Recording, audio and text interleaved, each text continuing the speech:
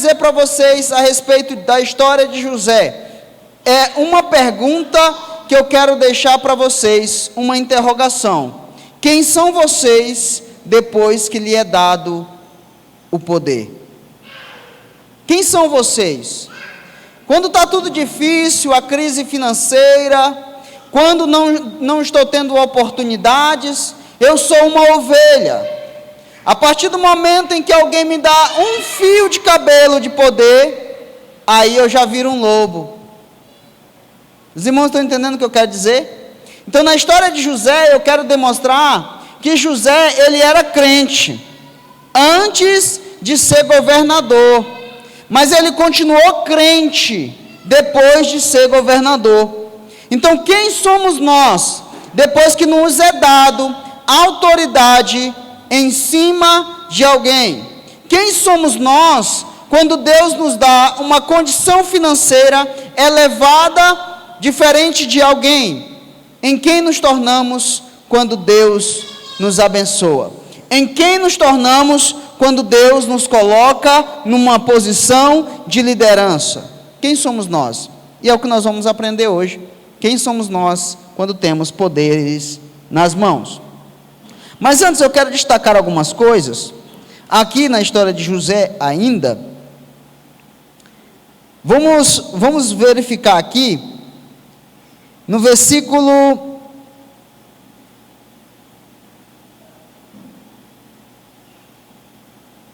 aqui no versículo 44, disse ainda Faraó a José: eu sou Faraó, contudo, sem a tua ordem, ninguém levantará mão ou pé em todo o Egito.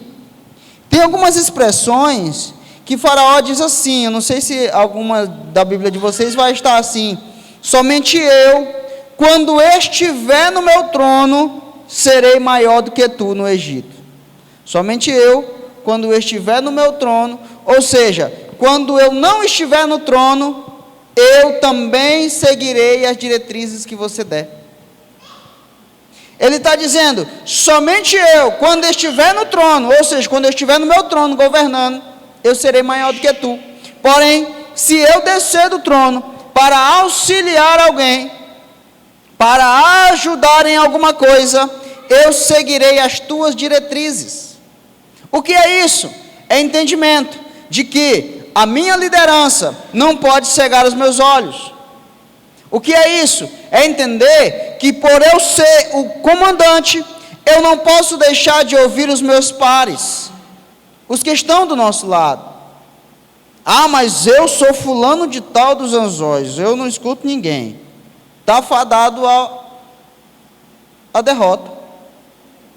Então Faraó, ele diz, somente quando eu estiver no meu trono, eu serei maior do que tu. Então, irmãos, aqui na história de José, nós já começamos a aprender algumas características de Faraó e de José. No versículo 45, Faraó muda o nome de José e chamou ele de Zafenate Parneia. Zafenate Paneia. Olha, observe o que significa a palavra Zafenate Paneia. É uma palavra egípcia, Zafenate Paneia, é uma palavra egípcia que significa abundância de vida, ou vida abundante.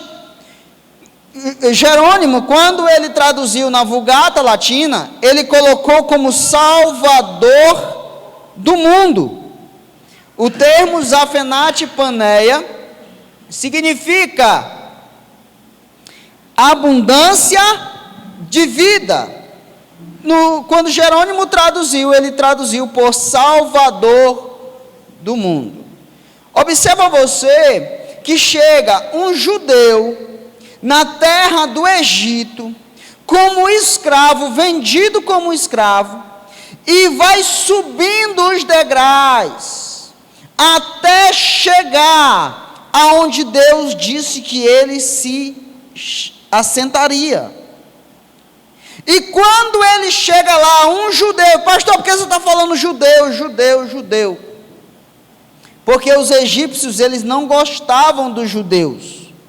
Porque os judeus, eles eram pastores de ovelhas. E quando você for, mais lá para frente nós vamos falar um pouco, Quando senta-se à mesa, José e seus irmãos, os egípcios sentam em outra mesa, porque eles não se sentam com pastores de ovelhas, porque eles os consideravam imundos. E este judeu, que veio de uma geração de pastores de ovelha, agora está assentado no trono, ao lado de Faraó, e ele é a segunda maior autoridade do Egito. Ei, o que eu quero dizer com isso? Eu quero dizer com isso que Deus vai realizar um milagre tão grande, mas tão grande, mas tão grande, mas tão grande, que vão olhar e vão dizer, é impossível, e você vai dizer, realmente é impossível, só Deus poderia fazer. Zafenate Paneia significa Salvador do mundo. A Bíblia diz também que ele deu uma mulher chamada de Azenate. E Azenate, o termo Azenate, o nome Azenate significa pertencente a Neite, a Minerva egípcia, deusa do artesanato. Alguns desenhos têm a Minerva representando uma deusa. Esta é a Neite. Mas aqui o que eu acho interessante é com quem que ele casou. Observe comigo ainda no 45. Filha de Potífera. Tem gente que pensa que Potífera é uma mulher, pelo nome, mas não é, é um homem. 45. Pastor, mas como é que o senhor sabe que é um homem? Vamos ler o texto? Filha de Potífera, sacerdote de On. Ele é sacerdote ou sacerdotisa? Sacerdote. Então Potífera é um homem, o pai de Azenate. E percorreu José toda a terra. Por que eu quero dizer isso? Porque aqui On é a cidade no Baixo Egito, terra fronteira de Gósen, centro da adoração ao Deus Sol, a residência de Potífera. José se casou com uma família influente e poderosa no Egito. Faraó chama José de prisioneiro, coloca ele de governador, muda o nome dele para Salvador do mundo, e depois de mudar o nome dele para Salvador do mundo, dá ele por mulher, talvez a família mais poderosa do Egito e mais rica financeiramente, que era Potífera, o sacerdote de On. Então olha o que Deus está fazendo, tirando o homem da prisão e levando-o até a posição em que ele deseja que este homem esteja. Então toda a dor que José passou, ele foi recompensado pelo Senhor quando ele chegou ao lugar aonde Deus queria colocá-lo. No último culto, a gente falou que quem seria José se o copeiro do rei cumprisse a promessa que fez a ele. Sairia dali no outro dia.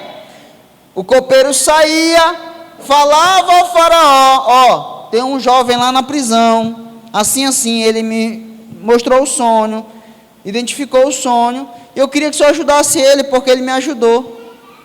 José sairia dali, da prisão, no outro dia, provavelmente, e seria o que no Egito? Nada. Mas Deus fez ele esperar mais 2 anos na prisão. Mais 2 anos na prisão.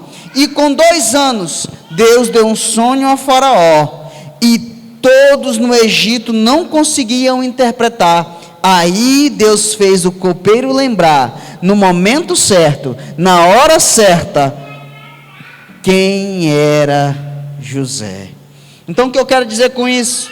Eu quero dizer para vocês, meus queridos irmãos, que Deus, no seu tempo, no tempo dele, no tempo determinado por ele, ele fará acontecer na hora certa.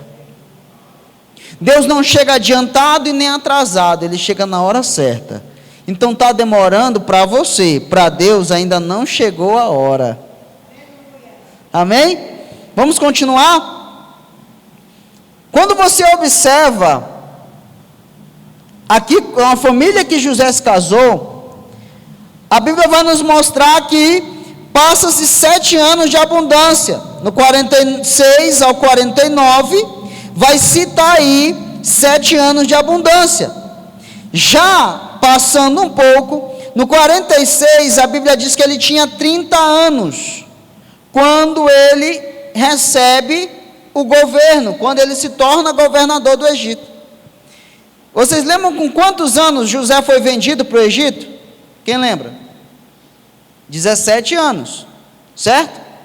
17 anos, até chegar aos 30 anos, quantos anos? 13.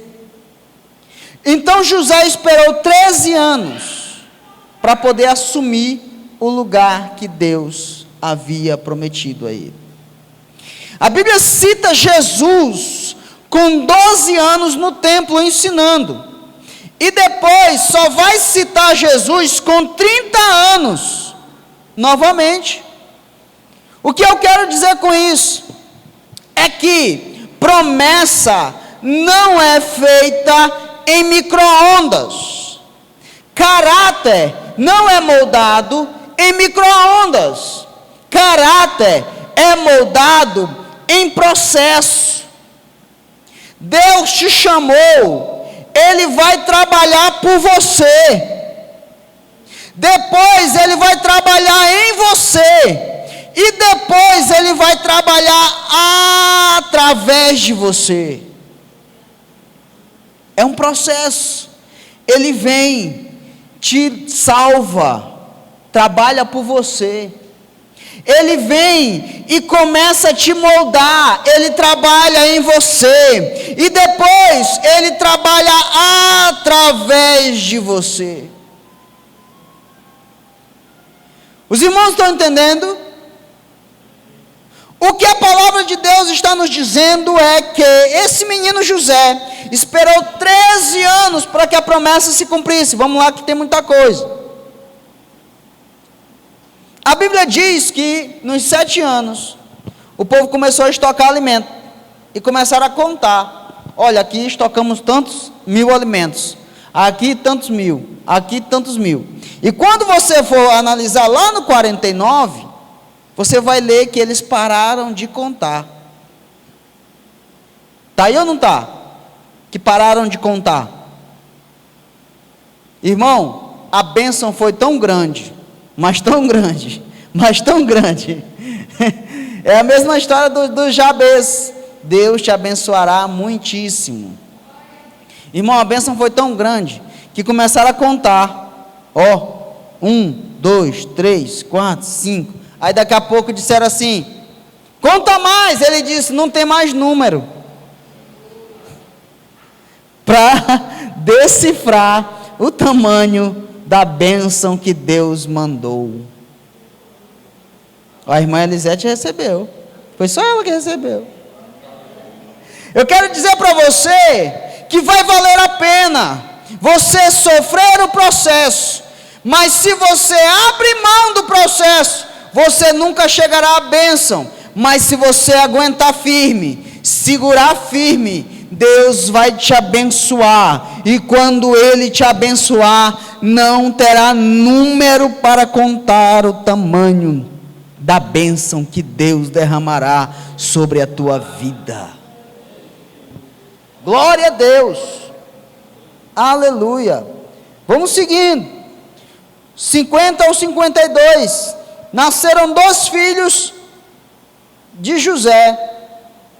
Durante os 7 anos, a Bíblia diz que antes que viesse a fome, Deus, Ele dá a José. Vamos lá, contar a lista do que Deus deu a José antes que viesse a fome. Deu uma esposa, mudou o nome dele, deu uma bênção que ninguém conseguia contar, deu governo para ele, e agora Deus dá 2 filhos para José.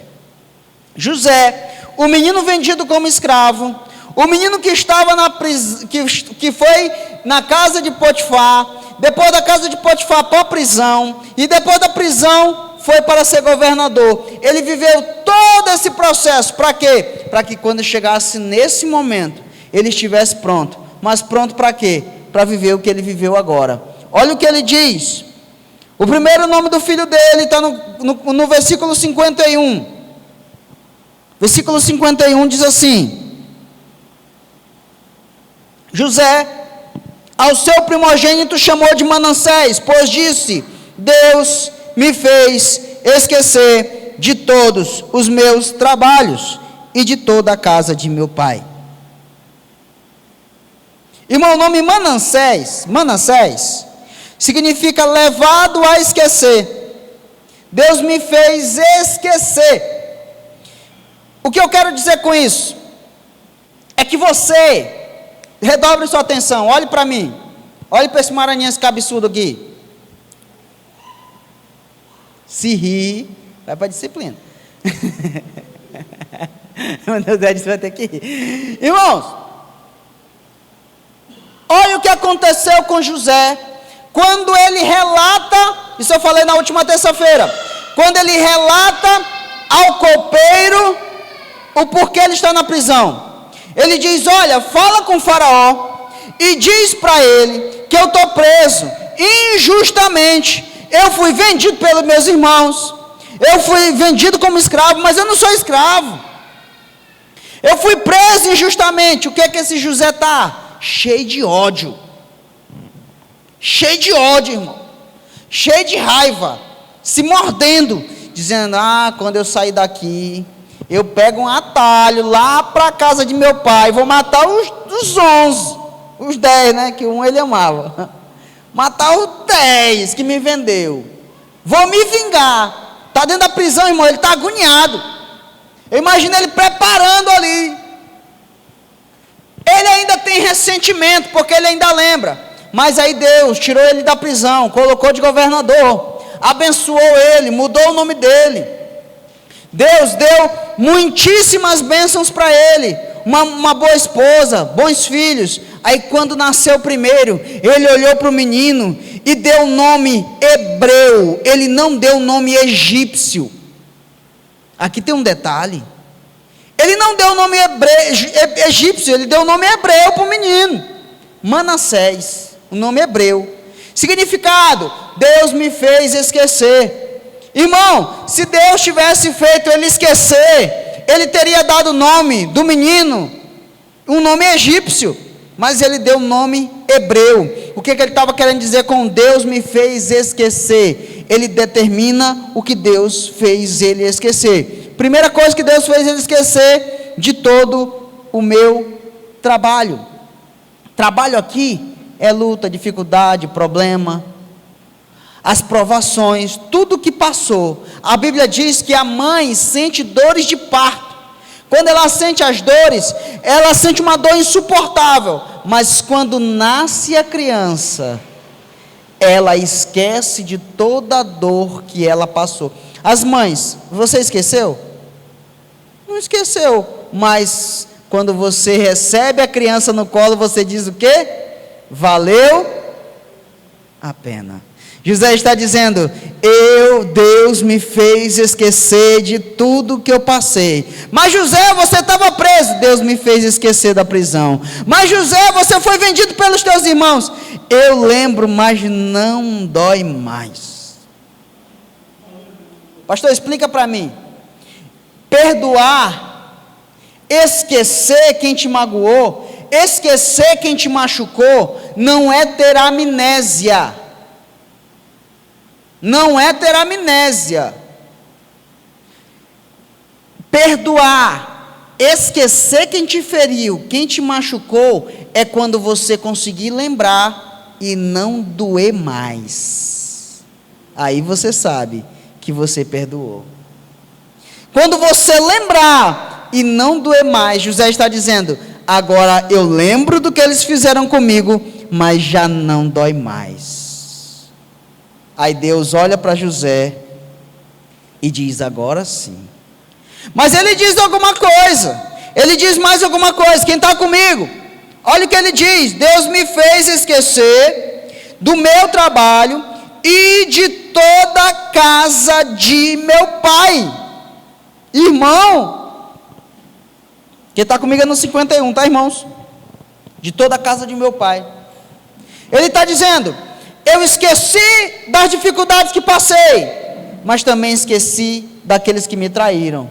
O esquecer dele aqui é: eu perdoei tudo o que fizeram comigo.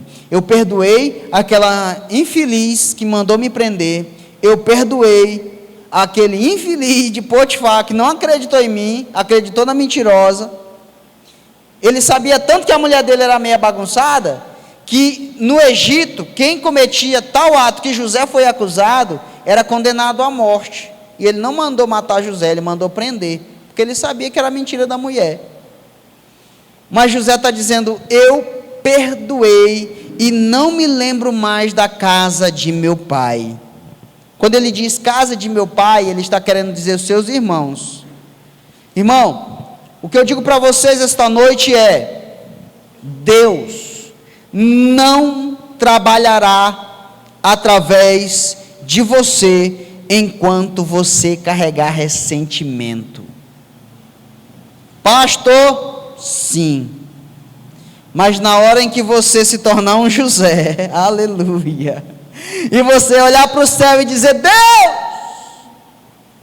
se acaso acontecer de eu ver os meus irmãos, eu não me vingarei mais deles, agora eu os perdoarei. Aí Deus disse: agora eu transformei o caráter de José, ele está pronto para viver a promessa na vida dele. Esteja pronto para viver a promessa de Deus na tua vida. Pastor, como eu faço isso? Esquecendo de todos aqueles que te traíram, de todos aqueles que te caluniaram, de todos aqueles que lançaram mentiras, de todos aqueles que falaram de você, de todos aqueles que não te apoiaram, de todos aqueles que não te incentivaram, de todos aqueles que não te ajudaram. Deus está dizendo: esqueça, perdoa, e eu vou começar a trazer na tua vida algo tão grande que não conseguirá contar. Aleluia!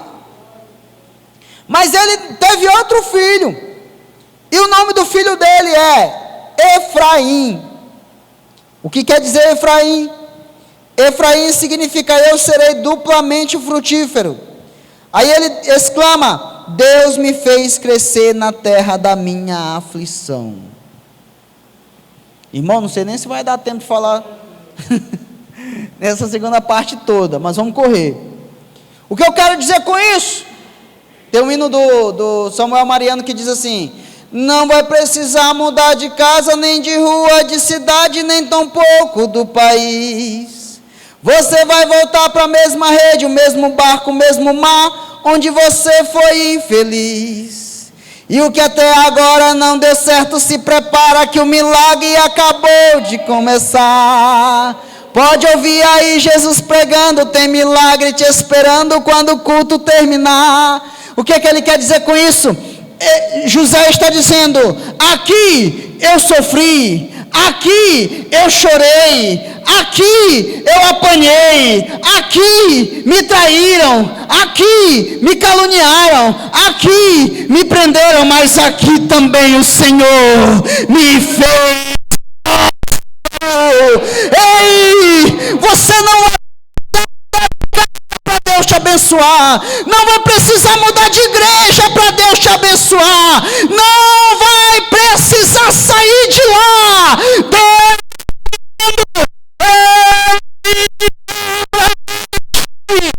te abençoarei na terra. Glória a Deus. Aonde você foi humilhado, José, é lá que eu vou te exaltar. Aonde você foi preso, José, é lá que eu vou te levantar. Irmão, eu imagino, diácono Idaí, José chegando do lado de Faraó e entrando pelas portas, Potifar. Sabe o que Potifar teve que fazer quando chegou diante de José, governador? se prostrar. José poderia ter dito: agora você não acreditou em mim, agora eu vou mandar te matar, porque agora eu tenho poder sobre a vida e a morte no Egito. Tinha ou não tinha? Agora eu vou mandar te prender. Mas não, Deus não colocou José para se vingar. Deus não vai te colocar na posição em que Ele quer te colocar para você pisar nos outros, para você se vingar. Deus vai te colocar lá curado, sarado. José estava sarado. Por isso, quando ele olha para o seu inimigo, para o seu agressor, ele perdoa e não se vinga. Quem está entendendo a palavra de Deus essa noite? Glória a Jesus. 7 anos de fome. Vamos começar o versículo 53. Passados 7 anos de abundância que houve na terra do Egito, começaram a vir 7 anos de fome, como José havia predito, e havia fome em todas as terras. Mas em toda a terra do Egito havia pão. Irmão, quando você escuta a voz de Deus, quando você escuta o que Deus tem para ti, quando você se coloca na posição, quando você acredita naquilo que Deus falou, você vai viver o que ninguém mais viveu. Toda a terra tinha fome, mas no Egito tinha pão. Vamos lá, correr um pouco. A palavra de Deus também diz que vieram ao Egito, no 56 e 57, todos os povos vieram ao Egito. Ali ele fala do mundo inteiro, mas ele quer dizer o mundo que eles conheciam da época, porque a potência era o Egito, por isso eles falam o mundo inteiro. Mas vieram muitos povos ao Egito, inclusive quem? Os benditos dos irmãos de José. Olha aí, irmão, o que vai acontecendo.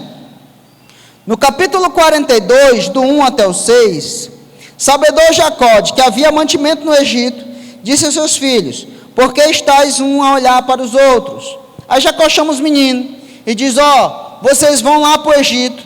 Quando chegar no Egito, vocês vão comprar mantimento, que eu fiquei sabendo que lá tem. Os 10 irmãos de José vão para o Egito. Quantos?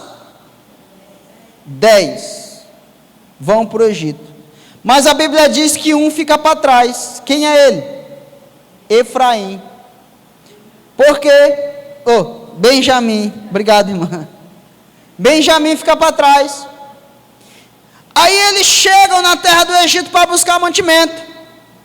Quando José olha para eles, diz: vocês são espiões. Vocês vieram para espiar e ver a nudez da terra. A nudez aqui, irmão, é fraqueza. As fraquezas da terra, as fraquezas do exército. E vocês vieram espiar a terra. Aí os irmãos de José: não, meu senhor, nós não somos espião, não. Aí ele disse: então, faz o seguinte: vocês têm pai? Temos, está velho. Tem outro irmão? Temos. Então faz o seguinte: manda um de vocês, volta lá, traz o irmão mais novo. Por quê? Porque ele queria conhecer o seu irmão mais novo. Porque os irmãos sabem, são sabedores, de que José, maternalmente, só tinha um irmão, que era Benjamim.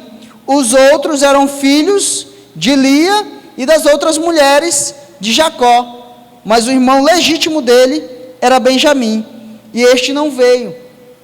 Aí a Bíblia diz que ele acusa os irmãos dele de espionato. No versículo 8 do 42, ele acusa seus irmãos de espionato. Quando chega no verso 9, aqui tem um segredo, irmão. Verso 9 do 42. Então se lembrou José dos sonhos que tivera a respeito deles, e lhe disse: vós sois espião, e viestes para ver os pontos fracos da terra. Que segredo tem aqui?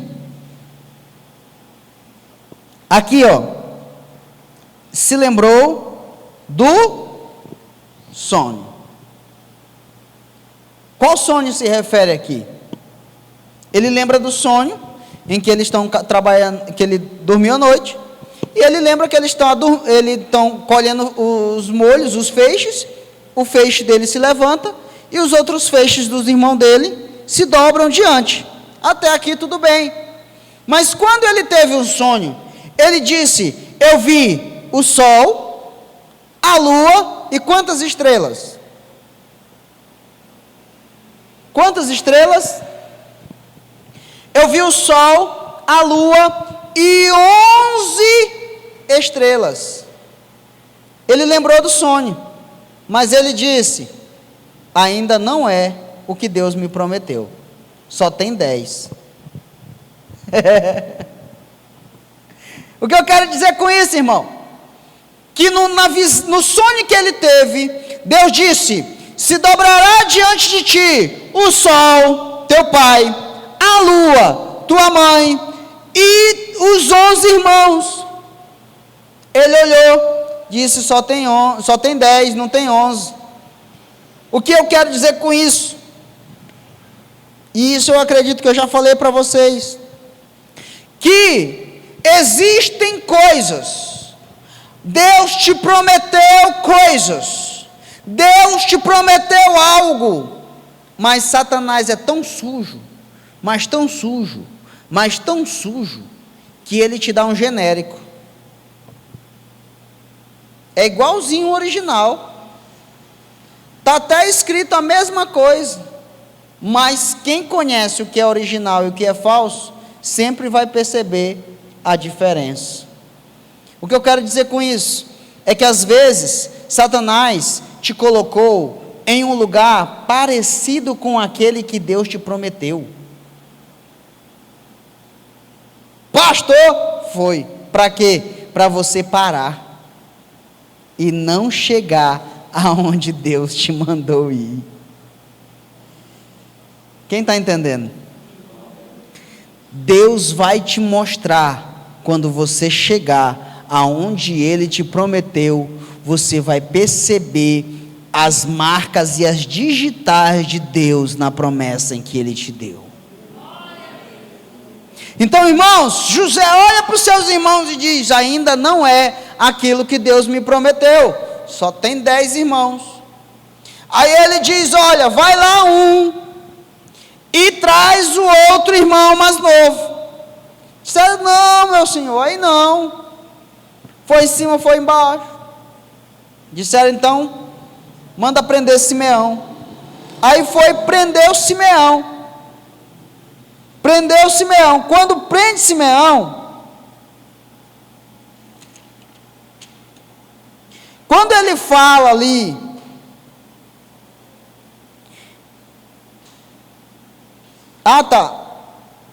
ele manda buscar o mais novo. Eles dizem que não. Aí ele manda prender eles por 3 dias. Eles ficam na prisão. Aí ainda no capítulo 42, no versículo 17 e 18. Eles ficam na prisão. Aí lá na prisão começa um debate. Então disseram uns aos outros, versículo 21. Na verdade, somos culpados. Culpado de quê? No tocante a nosso irmão. Pois lhe vimos a angústia da alma, quando nos rogava, e não lhe acudimos. Por isso nos vem esta ansiedade. Respondeu Rúben: não vos disse eu, não pequeis contra o jovem, e não me quisestes ouvir, pois vedes aí que se requer de nós o seu sangue. Começou a discussão, porque, irmão, quem tem consciência pesada, qualquer coisa vira start para voltar a lembrar daquele erro que cometeu. Eles começaram a empurrar o outro, pastor daí. Ó, tá vendo? Estamos presos aqui no Egito. É por causa daquilo que a gente fez com o nosso irmão. Mas eu falei, Rubem, eu falei para vocês não fazerem isso com o menino.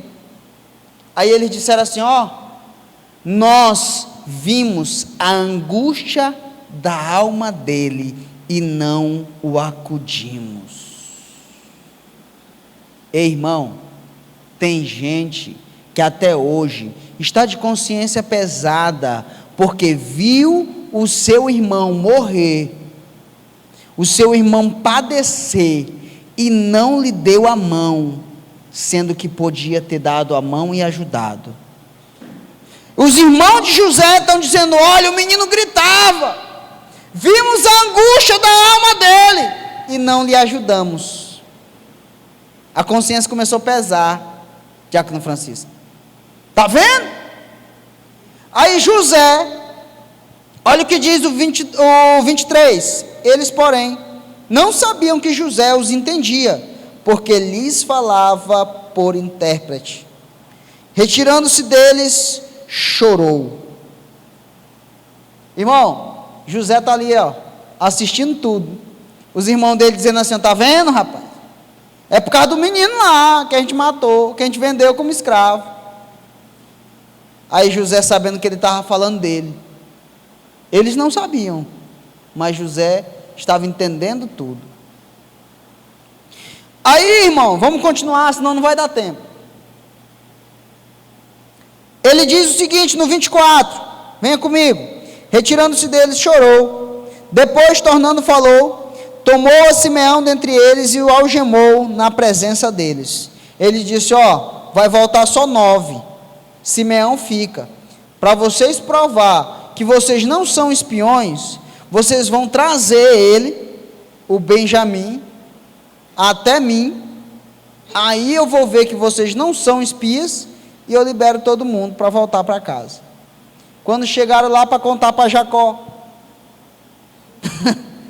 imagina Jacó. Quem tem mãe coruja aí? Quem teve mãe coruja ou ainda tem mãe coruja? A mãe sabe ou não sabe quando o filho está voltando para casa que deu alguma coisa errada? Quando pisa na porta, a mãe já sabe, o pai já sabe que o menino está diferente, que tem alguma coisa errada. Chegou só 9, Jacó já sabia que tinha coisa errada. Mas no 29 ao 35, eles contaram para Jacó: só, pai, chegamos lá, o homem foi super grosso com a gente, porque a Bíblia diz que ele falava com eles asperamente. No nosso português maranhense é super grosso, brasileirês, super grosso com a gente. Acusou a gente de ser espia, vendeu os alimentos para nós, mas prendeu Simeão, liberou a gente e devolveu o dinheiro. Aí a Bíblia diz que Jacó, percebendo, viu que tinha algo diferente, tinha algo errado. Ele devolveu o dinheiro, contaram para Jacó. Jacó lamenta, diz: olha, já perdi José, agora perdi Simeão, será que vocês vão me deixar sem filho? Jacó chora, lamenta, mas vamos seguindo. Mas a comida que eles levou acabou. Aí Jacó chama os meninos de novo e diz: vem cá. Vieram, vão lá no Egito buscar comida. Pai, Judá, pai, o cabo lá falou para nós que se a gente não levar Benjamim, ele não dá comida para a gente, não vende. Mas se a gente levar, a gente pode negociar lá dentro. Aí Jacó disse: não manda de jeito nenhum. E Judá: pai, eu me torno fiador do meu irmão. Se Benjamim não voltar comigo, o Senhor pode tirar a minha vida. O que Deus está fazendo ali? Através das estratégias que Deus deu para José, é que Deus, primeiro ele curou José, e agora através de José, ele está curando os seus irmãos. Quem entendeu? Vou dar um exemplo melhor para vocês. A mulher samaritana, no Novo Testamento, João capítulo 4, se eu não me engano, a mulher samaritana, ela ia buscar água ao meio-dia, mas o horário de buscar água era 6 horas da manhã, porque o sol não era escaldante. Ela ia meio-dia, porque ela era uma mulher adúltera. Aí, a Bíblia diz que ela se encontra com Jesus. Todo mundo conhece a história. ela se encontra com Jesus. Jesus diz para ela: olha, se você souber quem te pede água, você me pediria, e eu te daria fontes que jorram para a vida eterna. Aí ela diz, conversa com Jesus, terminando, para concluir. Ela diz: eu vejo que tu é profeta. Aí o que ela faz? Jesus diz: vai e busca teu marido. Ela diz: eu não tenho marido. Aí disseste bem, tá certo, você não mentiu não. Jesus curou aquela mulher. Como assim, pastor? Curou. Porque salvação, ele tem o mesmo original, no original, ele tem o mesmo significado de curar. É o mesmo significado, salvar e curar é o mesmo significado. Jesus salvou aquela mulher. E quando aquela mulher foi salva, ela volta para Samaria, sobe num palco e começa a pisar aqueles que a fizeram buscar água ao meio-dia. É isso que ela faz? Quem lembra do texto? Ela começa a sair na rua: tá vendo? Você disse que eu não presto, mas Deus, Jesus foi lá me visitar, falou comigo e não falou com vocês. Foi isso que ela fez? Não. A Bíblia diz que ela saiu de lá, foi a Samaria e disse: vinde e vede, porque eu encontrei um profeta. Quem entendeu? Deus curou você, salvou você, mas não é para você pisar naqueles que te humilharam. Deus curou você, salvou você para curar e salvar aqueles que te feriram, que te humilharam. Você vai voltar lá, mas você vai voltar lá diferente e dizendo: vinde e vede, conhecei aquele que eu conheci. Deus curou José da mágoa que ele sentia, mas precisava curar os seus irmãos do ressentimento que eles tinham. Na prisão, já estavam brigando. Está vendo? Eu acho que tudo que acontecia de errado, tudo que acontecia de errado, olha, está vendo aí? É porque a gente fez aquilo lá com o nosso irmão. Aí Deus começou a tratar, primeiro, Rubem chegou para o pai e disse assim: pai, os 2 meninos meus, os 2 filhos meus, se eu não voltar com o teu filho, o senhor pode matar os 2. Ou seja, eu entrego o meu filho, os meus filhos, por amor de um irmão meu.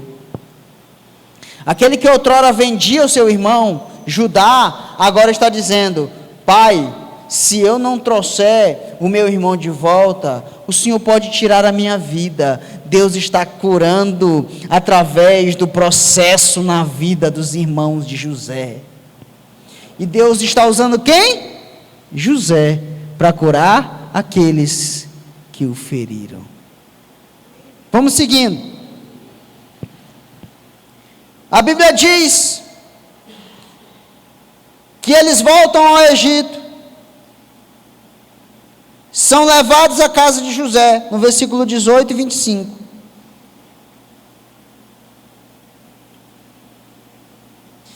Os homens tiveram medo, porque foram levados à casa de José, e diziam: é por causa do dinheiro da outra vez, que voltou nos sacos de cereal.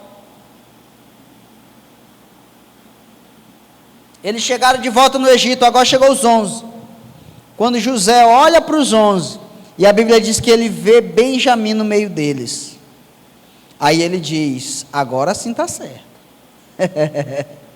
Agora entendi. Agora vai dar certo. Chamou o mordomo da casa dele e disse: levai esses homens para minha casa. E lá, ajeita eles, senta eles numa mesa, para eles comer comigo. Libera o irmão deles, Simeão. Solta eles, coloca todos junto. Quando o povo está todo mundo indo para cá, aparece um soldado e diz: ei, os 11, vem aqui comigo. Aí já vem um empurrando o outro aí. Tá vendo? Ó a consciência pesada. Tá vendo? É aquele dinheiro lá que voltou. Ainda bem que a gente trouxe. Porque eles trouxeram de volta, irmão. Não gastou o dinheiro não. Com medo. Trouxeram o dinheiro de volta. Aí tá todo mundo lá esperando. O que vai acontecer? O que vai acontecer? No 26 e 29. Para a gente começar a concluir. 26 e 29. Tá chato, irmão?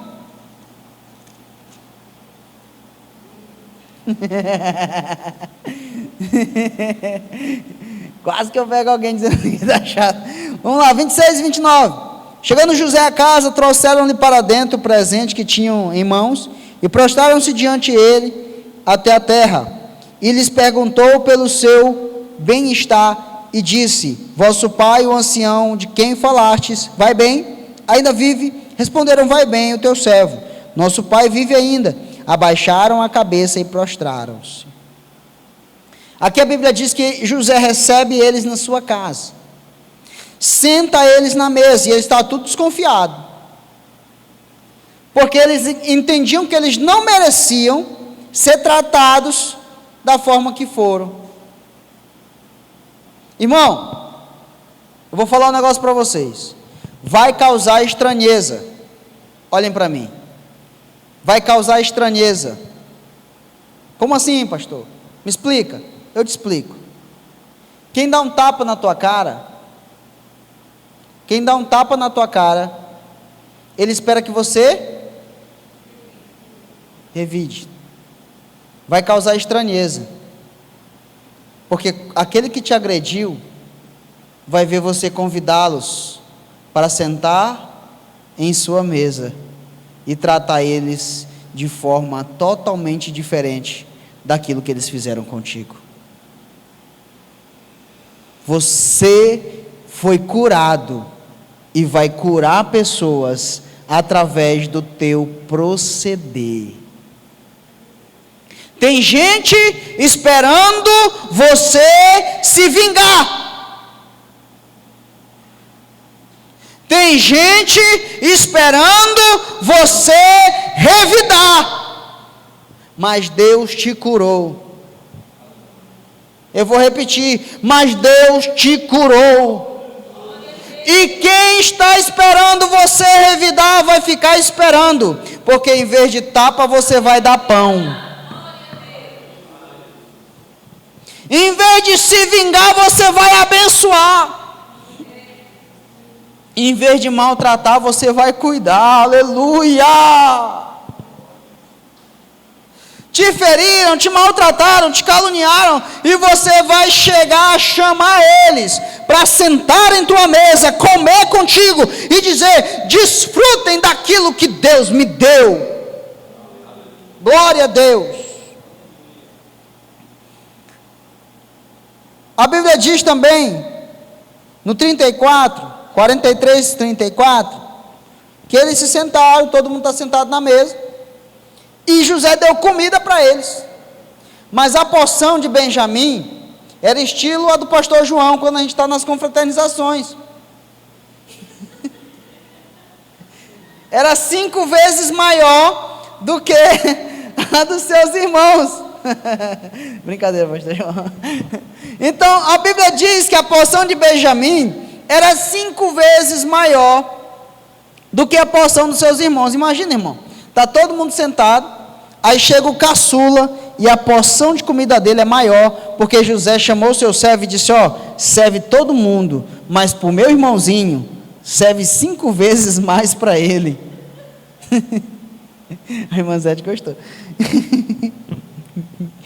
Então, irmãos, o que é que José está fazendo ali? Ele está testando os seus irmãos. Aí ele diz: agora chama eles de novo, libera eles, pega os mantimentos que eles compraram, enche com o dinheiro deles de volta na boca do saco, mas do mais novo, coloca a minha taça de prata e esconde no saco. E manda eles embora. Assim fez o mordomo. Ajeitou tudinho. No do mais novo, escondeu a taça de prata. liberou eles, foram embora. Quando está no meio do caminho, um pouquinho distante, vem um exército correndo atrás deles, porque pagaram o mal com o bem com o mal. Eu tratei vocês muito bem na minha casa, e vocês roubam o meu copo de prata. Aí ele se levanta: não, meu senhor, a gente é errado em um monte de coisa, mas ladrão a gente não é não. Pode olhar aí, no saco daquele que foi encontrado a tua taça, vai morrer, você pode matar. Aí a Bíblia diz, parece um teste psicológico, que eles vão abrindo do mais velho, aí abre o de Rubem, olha, não tem nada. Abre o de Judá, olha, não tem nada. Abre o de Zebulon, olha, não tem nada. Abre o de Assé, olha, não tem nada. Abre o de Levi, olha, não tem nada. E assim eles vão abrindo. Abre o de Dan, olha, não tem nada. Quando chega no de Benjamim, eles abrem e encontram a taça. Aí o que a Bíblia diz? Que aqueles irmãos que outrora venderam o seu irmão por algumas moedas de prata, agora rasgam as suas vestes e choram pelo seu irmãozinho. Deus está tratando, moldando no processo da dor. Deus está curando os irmãos de José. Aí eles tinham combinado, com quem fosse achado a taça de prata morreria. Aí a Bíblia diz que eles fecharam o saco, todo mundo de novo, e voltou para o Egito. Por que eles voltou para o Egito? Porque eles foram curados. Fosse os irmãos antigos, Benjamim, sinto muito, beijo, tchau, vai dar certo, tinha ido embora.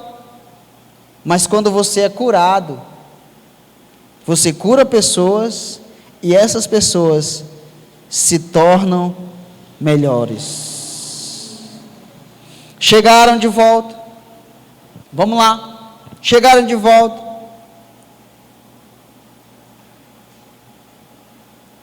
foi achado com Benjamim, do 12, 13, do 44, se explicam para José, 14, 17, chegou Judá com seus irmãos à casa de José, este ainda estava ali, e se prostraram-se em terra diante dele. Fizeram o que, irmãos? Fizeram o que? Aí o sonho, eu sonhei com vocês, o menino de 17 anos, Messias, eu sonhei com vocês, aleluia, e no meu sonho, o meu feixe se levantava, e o de vocês se dobrava diante de mim. Agora Deus está se fazendo cumprir a promessa que Ele tinha feito. Se é a promessa de Deus, vai acontecer na tua vida.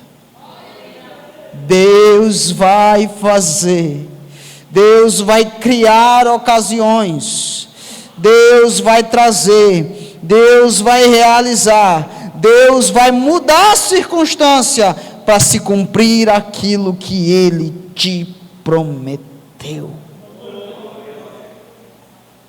José começa a interrogá-los: o que foi isso que vocês me fizeram?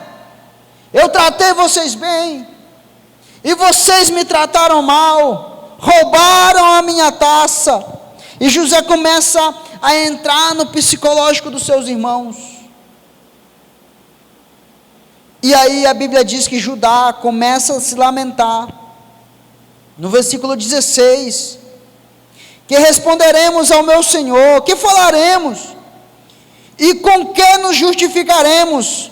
Achou Deus a iniquidade de teus servos, eis que somos escravos do meu Senhor, tanto nós como aquele cuja se achou a taça. Aí José diz: não, eu não quero vocês não, o 10 está liberado, só vai ficar o que foi achado a taça, não foi combinado? Aí Judá diz: não, meu senhor, eu me tornei fiador pelo meu irmão, eu não saio daqui sem levar o meu irmão. Ou então libera ele. Olha aí Judá, aquele que vendeu seu irmão, agora está dizendo assim, ó, libera ele e me deixa no lugar dele, me coloco no lugar dele. Gente transformado, gente mudado, gente que passou pelo processo, entende o que Deus quer fazer. Gente moldado, gente que passou pelo processo, está pronto a se entregar pelo seu irmão, a amar o seu irmão.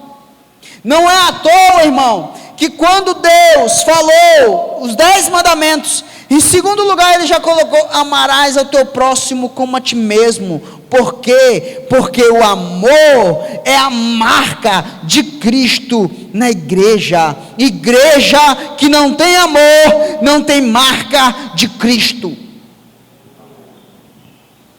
Como assim, pastor? Não entendi. A Bíblia diz: vocês serão reconhecidos, terão padrão, conhecimento, vocês se comportarão e dessa forma, e aí então conhecerão que vocês são meus discípulos. O que? Quando vocês sapatearem no poder? Eita glória, é mistério, Jesus está ali. É assim? É quando falar em língua estranha? É quando curar os enfermos? Não, os sinais seguirão, mas só serão reconhecidos. Ter identidade de cristão, identidade é marca, é selo, quando amarem uns aos outros. Só assim as pessoas verão a face de Cristo em nossa face. Precisamos ser igreja com as marcas de Cristo, amando uns aos outros.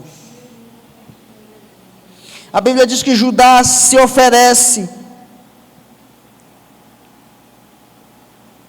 Aí ele começa a explicar para José o que aconteceu.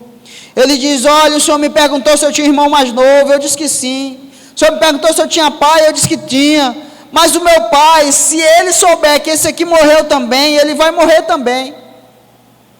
Porque ele já perdeu um, agora perdeu o outro. Esse é o único filho agora que ele tem, que nasceu da mulher que ele amava. O outro morreu, sumiu, não se sabe o que aconteceu dele. E agora este não pode morrer. Irmão, a Bíblia diz, no capítulo 45, foi o que lemos, que José se apresenta aos seus irmãos. Para a gente começar a encerrar,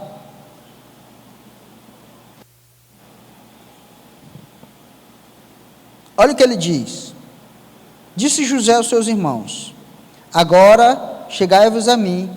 E se chegaram. Então disse: eu sou José, vosso irmão, a quem vendestes para o Egito. Irmão, imagina a cara dos 11. Imagina aí a cara deles. Quando o governador da maior nação do mundo olha para eles e diz assim: eu sou aquele menino de 17 anos que vocês vendeu. Eu estou na maior posição do mundo hoje. Eu imagino que um deve ter olhado para o outro e diz: estamos fritos. Agora foi, a vaca foi para o brejo. Eles começaram a entender o que foi feito, os processos. Mas da mesma forma que eles entenderam, quando José diz: eu sou José, o vosso irmão, que vocês venderam, eles começaram a entender. José também começou a entender. Olha o que ele diz: gente curada, irmão, só gente curada entende isso, só gente sarado entende isso aqui. Agora, pois, não vos entristeçais, nem vos irriteis contra vós mesmos, por me haveres vendido para aqui. Por quê? Por quê? Porque para conservação da vida, Deus me enviou adiante de vós. Ele disse: vocês me venderam por ciúme, por inveja, mas não foi o plano de vocês que me fez chegar até o Egito, foi o plano de Deus. Ele diz: Deus usou vocês para me trazer até aqui. Irmão, durante o processo, Deus vai usar pessoas de fora, de dentro de casa, de dentro da igreja, para falar coisas para você, para fazer coisas com você, que você vai se entristecer, chorar e lamentar muitas vezes. Mas por que o pastor fez isso? Mas por que a irmã fez isso? Mas por que meu irmão fez isso? Mas por quê? Irmão, quando Deus te colocar aonde Ele quer te colocar, quando Deus te levar para onde Ele quer te levar, você vai começar a entender tudo que você passou. Ele diz: vocês me venderam, mas não foi só vocês, não foi o que vocês fizeram que me trouxe para cá, foi o plano de Deus, a vontade de Deus. Aí o que ele diz? Porque já houve 2 anos de fome na terra, e ainda restam 5 anos em que não haverá lavoura nem colheita. Aí ele repete no 7, Deus, quem? Deus me enviou adiante de vós, para conservar vossa sucessão na terra, e para vos preservar a vida por um grande livramento. Irmão, você quer causar grandes livramentos? Você passará por grandes provas. Você quer causar grandes livramentos? Você terá grandes batalhas. Você quer você quer causar um grande livramento? Você passará por grandes humilhações, mas quando você passar por tudo isso, Deus vai te mostrar o porquê aconteceu tudo o que aconteceu com você. José diz: eu vim na frente, eu passei por tudo, para que vocês não passem. Ainda tem 5 anos de fome. Se eu não tivesse vindo, Faraó não teria tido sonho. Se Faraó não tivesse tido sonho, ele não saberia, não armazenaria comida.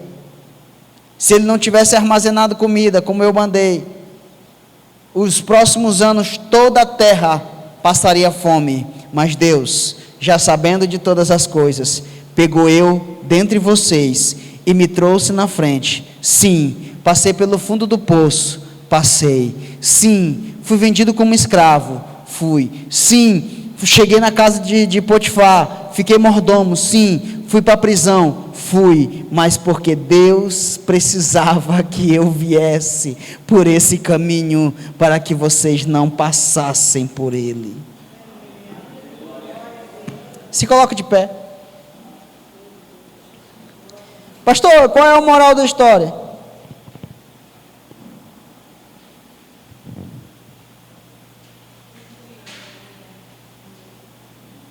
Olha para cá, a moral da história. Quem entendeu? Ele subiu ao Monte Caveira. Ele foi cuspido e humilhado. Colocaram coroa de espinho em sua cabeça, prego nas mãos, prego nos pés. Ele passou por tudo isso para você não passar. Ele foi enviado na frente. Ele passou por tudo. Para quê? Para um grande livramento. A Bíblia diz que quando ele viu a obra de suas mãos, ele se alegrou.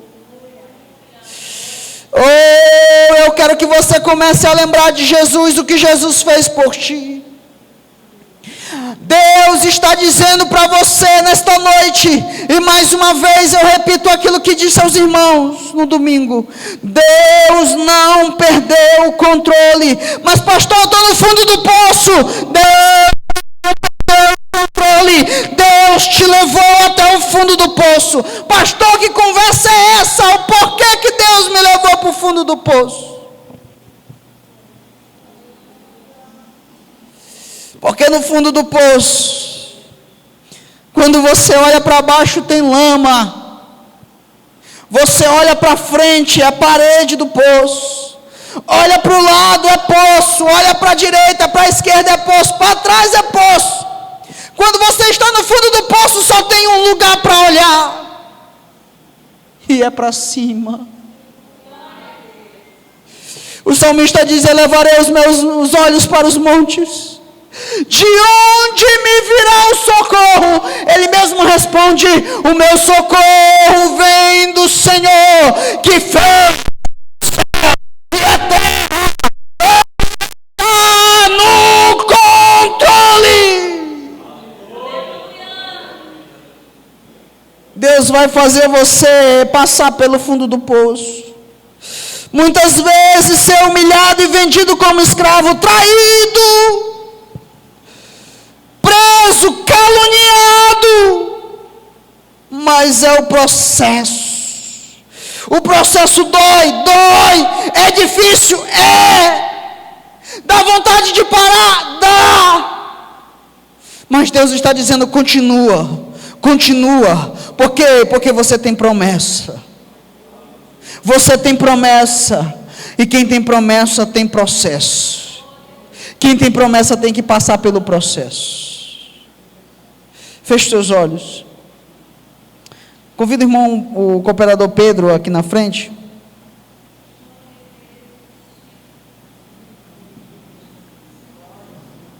Nós vamos estar fazendo a oração, agradecendo a Deus pela vida. Venha um obreiro acompanhar ele aqui. Glória a Jesus. Ei, irmão, eu sinto a presença de Deus aqui esta noite. Aleluia. Glória a Deus, oremos ao Senhor. Pai amado e Pai querido, digno de honra, de glória e de louvor, eu te apresento, Pai eterno e soberano, esse José da vida, esses Josés, Pai eterno e soberano, que muitas vezes foram traídos, caluniados, perseguidos pelos próprios irmãos, por aqueles que os conheciam, pelos de dentro de casa, pelos domésticos da fé. Pai eterno e soberano, eu quero te apresentar estes Josés. Muitas vezes, Pai eterno e soberano, que não entendem, que estão no fundo do poço, que estão na prisão, e não entendem, Pai eterno e soberano, o propósito disto. Mas, Senhor, fortalece eles no meio dos anos, Pai eterno e soberano, fortalece eles. Oh Senhor, no meio da caminhada, fortalece eles durante a caminhada, Pai eterno e soberano, que eles não venham parar. Pai eterno e soberano, faça-os entender que a dor que gera crescimento, que o processo gera promessa, faça-os entender, Pai eterno e soberano, o que o Senhor está fazendo. E mesmo que eles não entendam, Pai, faça com que eles não parem durante a caminhada. Pai, eu te apresento o teu filho, que está completando o ano, Pai eterno e soberano, mais uma passagem do seu aniversário. Nós te apresentamos, Pai eterno e soberano, este homem que tem trabalhado para o Senhor. Só o Senhor poderá recompensar, Pai eterno e soberano, a obra que ele tem feito. Muitas vezes, Pai eterno e soberano, não vistas pelo homem, mas o Senhor vê. Muitas vezes não aplaudidas pelos homens, mas o Senhor contempla. Em nome de Jesus, Pai eterno e soberano, eu peço que o Senhor dê muitos anos de vida para o teu servo. muitos anos de trabalho na tua obra, Pai eterno e soberano, que ele continue, Pai eterno e soberano, a desempenhar um bom papel na obra do Senhor. Em nome de Jesus, Pai, nós te oramos e por fé nós te agradecemos. Pai, agora despede o teu povo em paz, leva-os, Pai eterno e soberano, pelas estradas, abençoa, Pai eterno e soberano, e guia cada um dos que se vieram das suas casas, Pai eterno e soberano, e vieram aqui ouvir a tua palavra. Em nome de Jesus, Pai eterno e soberano, guarda-os, livra-os e dê uma semana abençoada diante do Senhor, em nome de Jesus, amém. Estenda suas mãos em posição de receber. Que o amor de Deus, a graça de nosso Senhor e Salvador Jesus Cristo, as consolações do Espírito Santo estejam com todos, e todos digam amém. Está encerrado em nome de Jesus.